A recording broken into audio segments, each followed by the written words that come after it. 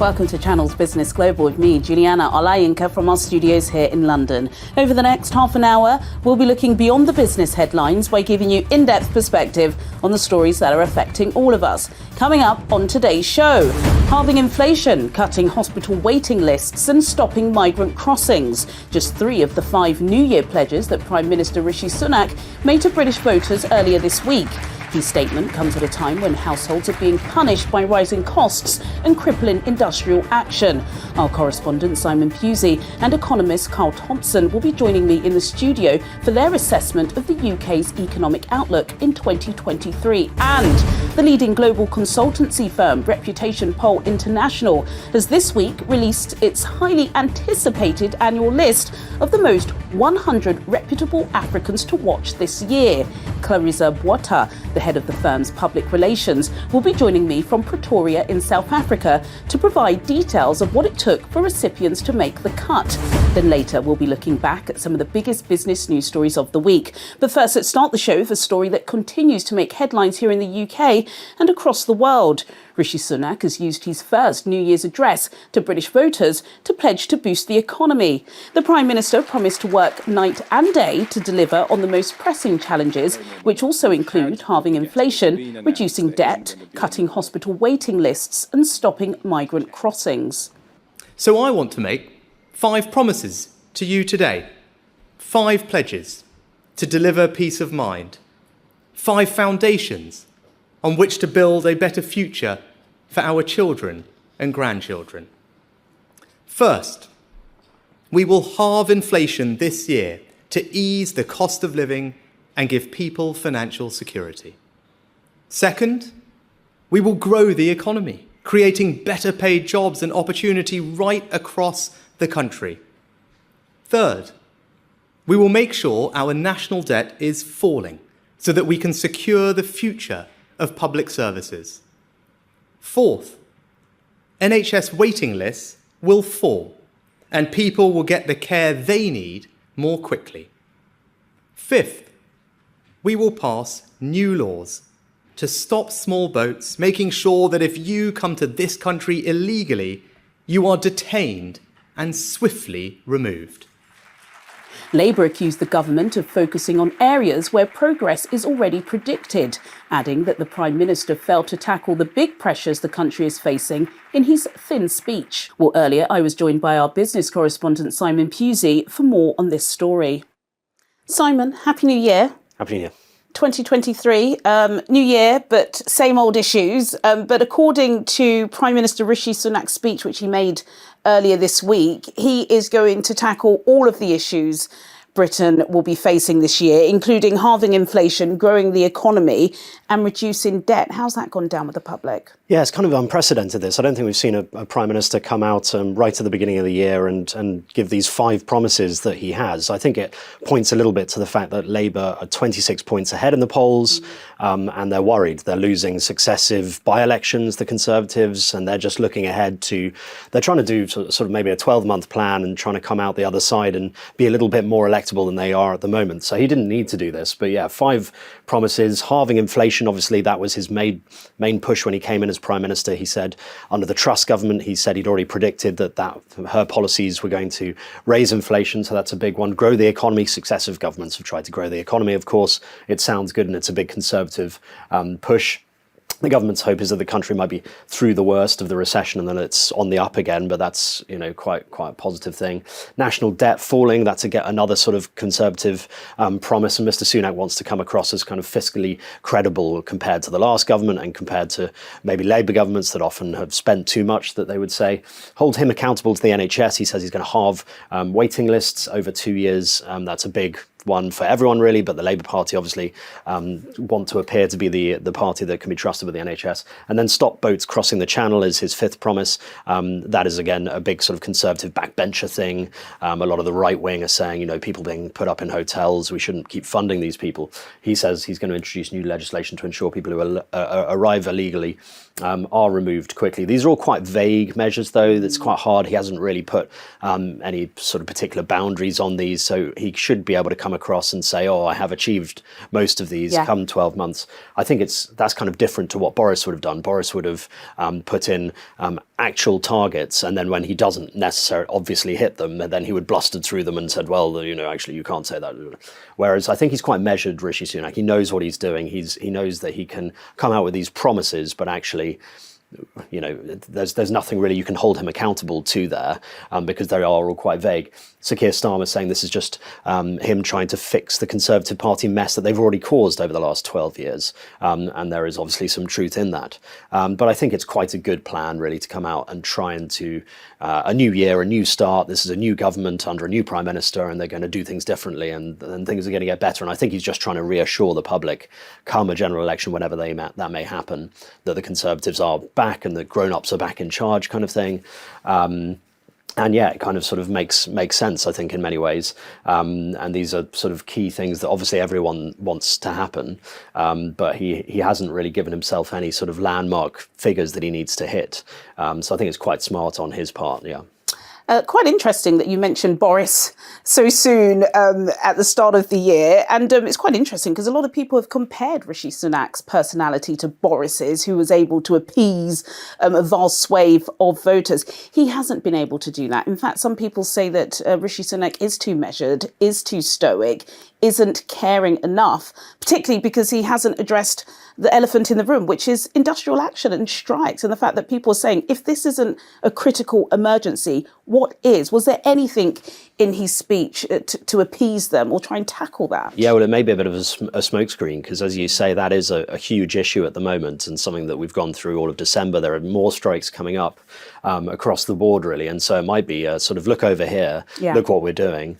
And you're right, he's taking a very hard line on these strikes. A lot of people saying that they should be getting round the table a lot more than they currently are, and they seem to be just not wavering. So I think you're right in that sense that, Rishi doesn't come across quite as well as Boris Johnson did. A lot of people voted for Boris Johnson simply because of his personality, simply because they felt like they could relate to him.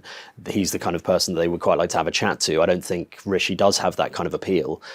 So he's trying to come on a different tact. He's trying to become maybe a little bit more measured and mature. Is it working? Political, maybe a little bit more diplomatic than Boris Johnson. But for a lot of the country, Boris was just another one of them. That's why they call him Boris. Not many people were just known by their first name, because he did have that appeal, that sort of working man's club appeal where you could go and chat to him.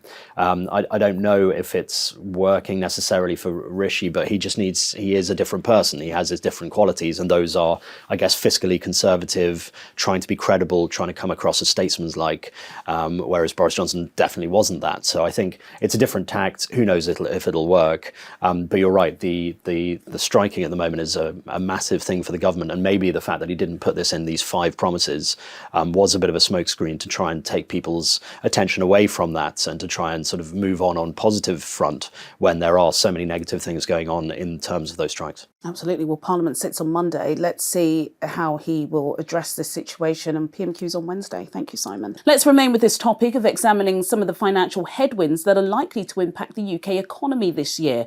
Economist Carl Thompson joined me in the studio earlier for his assessment. Carl Thompson, thank you so much for joining me in the Channel's Business Global studios. Happy New Year to you.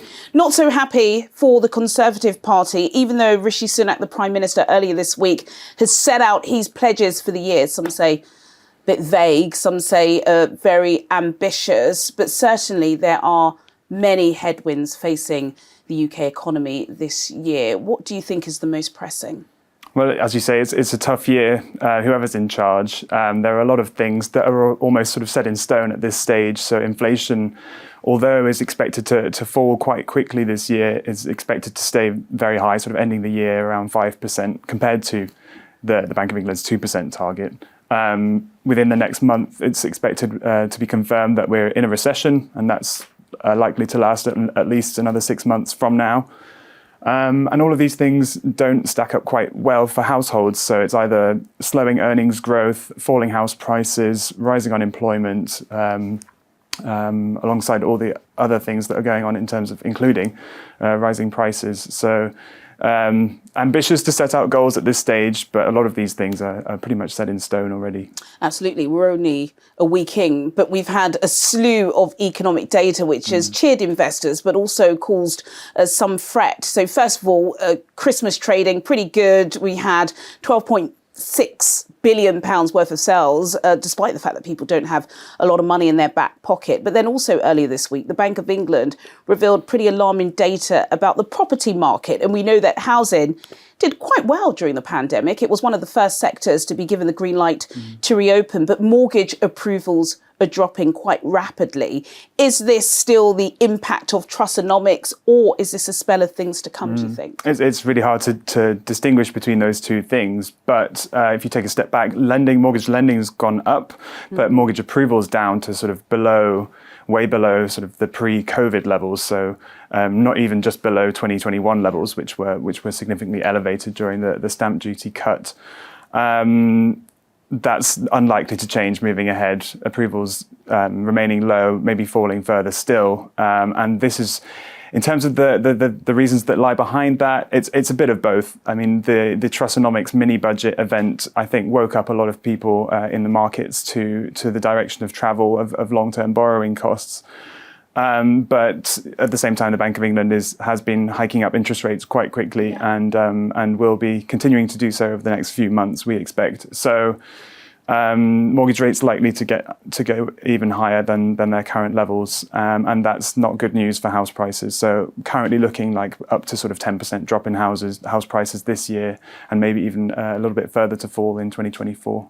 Goodness me, this is probably the second or third time I've mentioned Boris Johnson in this show. I don't know why. I don't know, although the Times and the Telegraph are reporting that he could be trying to make a comeback from the backbenches. But if we remember his tenure last year, one of his big pledges was to get generation rent into generation buy. This spurred a lot of voters, particularly those who are really struggling at the moment, depending on bank of mum and dad, because wages are not going far enough. Do you think the dip in mortgage approvals is because people are just not applying for mortgages? Not the fact that they're not getting the approval from the bank in the first place, but they're saying, look, I just cannot afford it at the moment.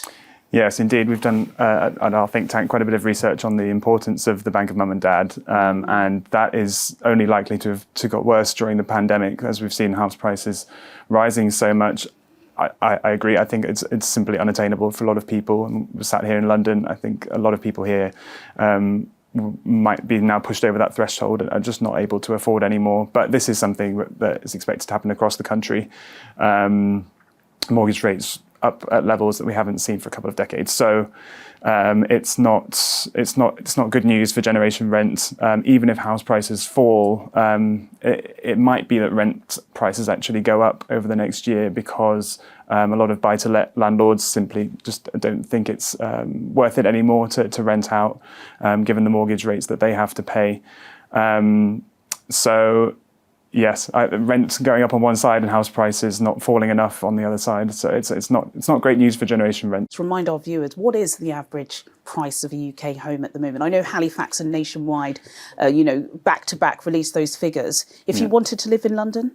If I wanted to live in London? If you wanted to live in London, 2-bed property? Above 500. Gosh. Yeah, versus a national average of close to 300. So it's an incredible amount of money. You'd have to have at least 50 or 60,000 pounds from Bank of Mum and Dad. Exactly. If you were able to get that. Some incredible figures there. But thank you so much, Carl Thompson, for your insights today. Thank you, Carl. Coming up on Channel's Business Global, I'll be looking back at some of the big names that made Reputation Poll International's 100 most reputable Africans, and we'll be looking back at some of the biggest business news stories of the week. All of this after the break. Do stay with us. Welcome back to Channel's Business Global with me, Juliana Olayinka, from our studios here in London. In a moment, I'll be looking at some of the big names that made Reputation Poll International's 100 most reputable Africans. But until then, here's Teniola Oyetayo with a breakdown of the biggest business news stories of the week. Amazon has announced plans to cut more than 18,000 jobs, the largest number in the firm's history, as it battles to save costs. The online giant, which employs 1.5 million people globally, says most of the job losses will come from its shops and its human resources division. Amazon has not revealed which countries the job cuts would affect, but says they would include Europe. Meta has been fined €390 million for breaking EU data rules. The Irish Data Protection Commission says the way Meta asked permission to use people's data for ads on Facebook and Instagram was unlawful.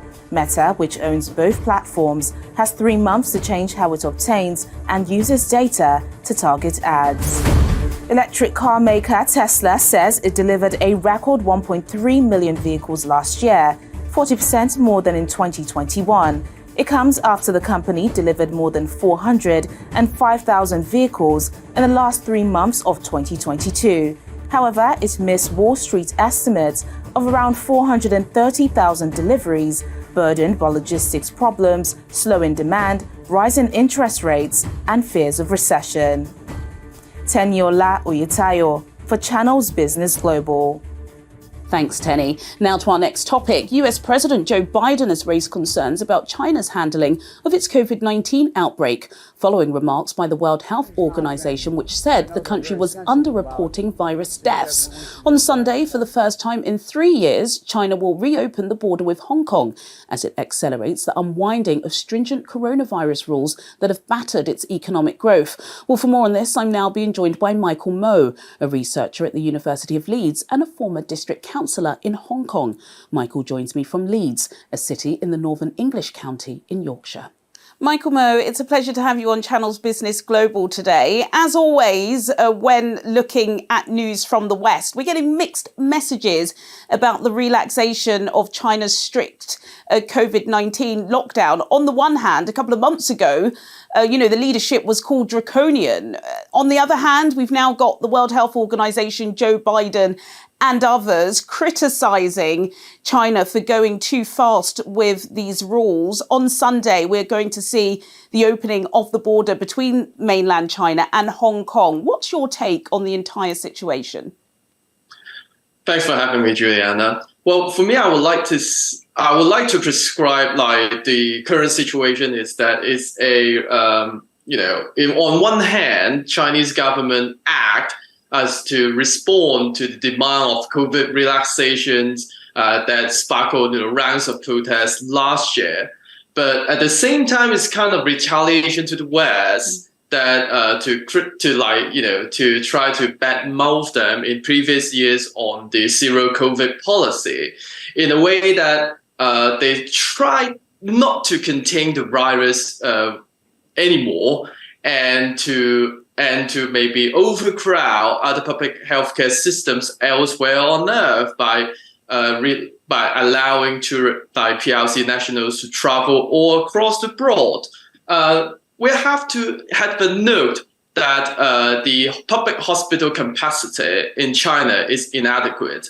So PRC nationals naturally would try to find paracetamols, other painkillers, or even other healthcare services that would cure them from COVID-19 symptoms elsewhere on Earth, as far as Italy for now, for instance. Wow. So I would say that it is a strategy for Beijing to play killing two birds in one stone. Yes, I was reading in Bloomberg yesterday that it could have cost this lockdown between the mainland and Hong Kong $27 billion in terms of business and just, being able to conduct yourself in an orderly manner as the world is getting to live with COVID. What is the reality of that on the ground? We do know that, of course, people don't want to die just to be able to move around. But of course, being locked down in such strict conditions clearly would have issues affecting your mental health and business and your social life. So for the lockdowns in China and Hong Kong is quite not quite the same, but I would suggest that both governments in China and Hong Kong ignored the mental toll of lockdown or draconian restrictions or even the mental health aftermath of being sent to quarantine camps. There's no remedies or mitigations for people who gone through all these traumatic experience.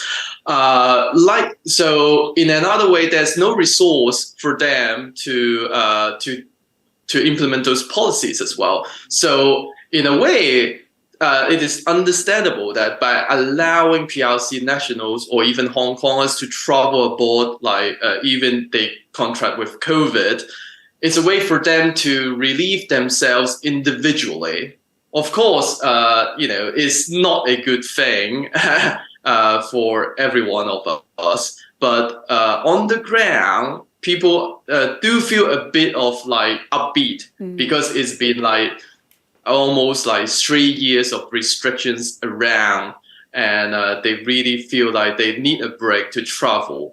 And it is quite common for Chinese nationals as well as Hong Kongers to travel across Asia for weekend breaks to get themselves some shoppings and one etc. and etc. So they wait for this for so long to get better mental health. But it's really great talking to you, feasting upon your knowledge there. Michael Moe, a professor at the University of Leeds and a former district councillor of Hong Kong. Thank you so much for your time today. Now to our final topic. The leading global consultancy firm Reputation Poll International has this week released its highly anticipated annual list of the most 100 reputable Africans to watch in 2023. The compilation features individuals from a wide range of sectors, including governance, human rights and business. Notable entries from Nigeria include Ambassador Akinremi Bolaji, the Director, Economy, Trade and Investment, for efforts he made in ensuring Nigerians were safely evacuated from Ukraine following the onset of Putin's war in March 2022. Clarissa Bwata, the head of public relations at Reputation Poll International, joins me now from Pretoria in South Africa for more on this story.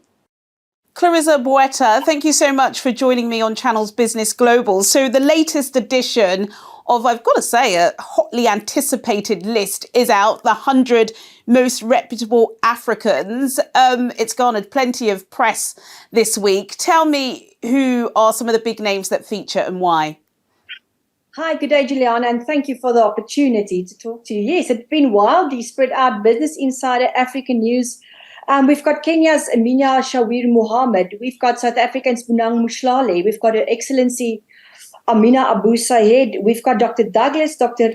Helena Ndube, Dr. Douda Laval, the artist Nelson Makumo, just to name, the tip of the iceberg of the absolutely beautiful personalities that has been nominated. Although we do not like to single out, we do think that everybody on the list has qualified for the criteria which we were looking for, which is integrity, visibility, and impact in their communities and within Africa.